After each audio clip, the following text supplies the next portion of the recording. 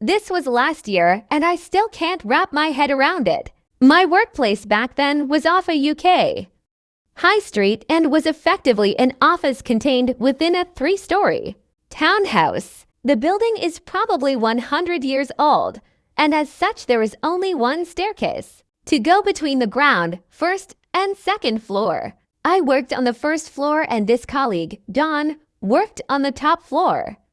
It was time for a tea break, and we'd normally go down to the ground floor and outside to the benches to sit and chat. From the first floor, I called up and asked if she was coming, and Dawn stepped out of her office and told me she'd be 1 minute.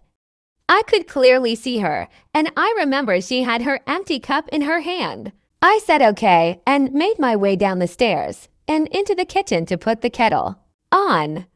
The kitchen is at the ground floor and has the door that leads to the outdoor benches. There is no other way to this area as it's enclosed. As I was waiting for the kettle to boil, the door opened and Dawn walked into the kitchen from outside. At no point did she pass me, and it had been 30 seconds since I spoke to her when she was 2 stories above me. She looked at me kind of blankly and asked if the kettle was nearly done as she needed to go back up. I was so confused as the kettle was cold and I had just turned it on. I asked her how she got downstairs so quickly, and she straight up ignored me.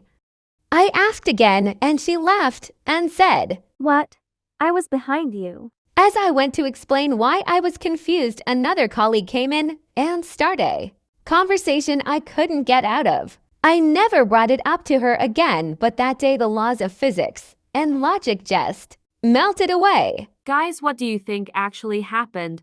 Is Dawn an alien, or does she possess some supernatural powers, or is the Matrix real?